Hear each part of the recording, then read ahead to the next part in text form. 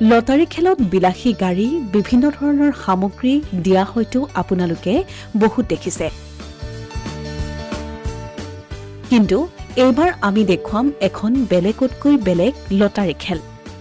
নাই কোনো বিলাসী গাড়ী নাই কোনো সামগ্ৰী তেন্তে আছে কি যাৰ বাবে ইতিমধ্যে লটাৰী খেলখনক লৈ আৰম্ভ হৈছে চৰ্চা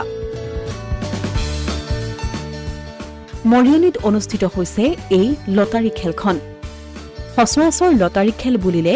আমাৰ মনলৈ আহে যান-বাহন অথবা অন্যান্য বিভিন্ন সামগ্ৰীৰ লটাৰী টিকটৰ কথা কিন্তু এই লটাৰী খেলখনত আছে লাখ টকাৰ কিতাপৰ টোপোলা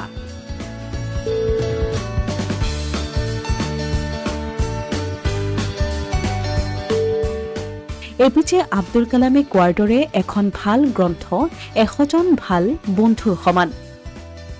তেনে এক ব্যতিক্ৰমী চিন্তাৰে গ্ৰন্থৰ এক আন্দোলন সৃষ্টি কৰাৰ মানসেৰে শব্দ প্ৰকাশনৰ জৰিয়তে শব্দ গ্ৰন্থ আন্দোলন 2024ৰ উদ্যোগত পোনপ্ৰথমবাৰৰ বাবে মৰিয়নিত অনুষ্ঠিত কৰা হয় গ্ৰন্থৰ লটাৰী খেল অসম তথা ৰাষ্ট্ৰীয় পৰ্যায়ৰ এজন সমাদৃত কবি উজ্জ্বল পাউগামৰ ব্যতিক্ৰমী চিন্তাৰে অসমত পোনপ্ৰথমবাৰৰ বাবে অনুষ্ঠিত কৰা গ্ৰন্থৰ লটাৰী খেলে গ্ৰন্থপ্ৰেমীৰ মাজত এক নৱ জাগৰণৰ সৃষ্টি হ'ব বুলি ধাৰণা কৰা হৈছে মৰিয়নিৰ অগ্ৰণী ক্ৰীড়া সাংস্কৃতিক গোষ্ঠী কিংহুক চৰাত অনুষ্ঠিত কৰা হয় গ্ৰন্থৰ লটাৰী খেলখনি শব্দ মুকলি পুথিভঁৰালৰ সাহায্যাৰ্থে উপহাৰ কুপন খেলখনত উপহাৰ গ্ৰন্থৰ টোপোলা 1 লাখ টকাৰ 50,000 টকাৰ 30,000 টকাৰ 20,000 টকাৰ 200 টকা মূল্যৰ গ্ৰন্থ 180 জন লোকে লাভ কৰিবলৈ সক্ষম হয় অসমৰ বিভিন্ন প্ৰান্তৰ বহু কেইজন ব্যক্তিয়ে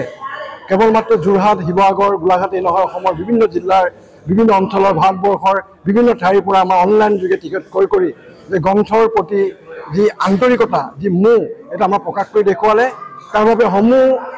টিকেট ক্ৰয় কৰোঁতাক আমি আন্তৰিকতাৰে কৃতজ্ঞতা জনাইছোঁ যে অনাগত দিনতো শব্দৰ এই আন্দোলনটোক তেখেতসকলে সহযোগ কৰিব আৰু আমি এই উদ্দেশ্যেৰে এই কাম কৰিছোঁ এখন গাড়ী বা অন্যান্য সামগ্ৰীৰ আজিকালি উপহাৰ কুপনৰ খেল হৈ আছে আমি দেখি আহিছোঁ কিন্তু আমাৰ এইটো চেলেঞ্জ আছিল এটা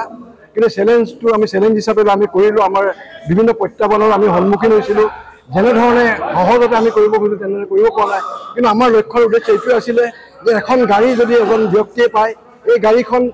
মাত্ৰ এইজন ব্যক্তিৰ বাবে হয় এই পৰিয়ালটো বা এই ব্যক্তিজনৰ কাৰণে হয় কিন্তু আজি যদি যিজন সন্মানীয় ব্যক্তিয়ে প্ৰথম পুৰস্কাৰটো লাভ কৰিছে দ্বিতীয় তৃতীয় চতুৰ্থ পুৰস্কাৰটো লাভ কৰিছে কেৱল এই পুৰস্কাৰটো তেওঁৰে হৈ নাথাকিব তেওঁৰ লগতে গোটেই অঞ্চলটো গোটেই চুবুৰীটোৰ কাৰণে মানৱ সমাজৰ কাৰণেও এই গ্ৰন্থসমূহ উপকাৰলৈ আহিব গতিকে তেনে চিন্তাৰে আমি এই আন্দোলনটো আৰম্ভ কৰিছিলোঁ আৰু আজি আমি খুব সফলভাৱে সমাপ্তি হৈছে এই গ্ৰন্থ আন্দোলনৰ এই গ্ৰন্থ লটাৰীৰ যি ব্যৱস্থা ইপিনে গ্ৰন্থপ্ৰেমীসকলক অধিক উৎসাহিত কৰিবৰ বাবে শব্দ প্ৰকাশনে চলোৱা ইতিবাচক প্ৰয়াসক সকলোৱে প্ৰশংসাৰে উপচাই পেলাইছে অসমীয়া প্ৰতিদিন ডিজিটেল সংবাদ মৰিয়নি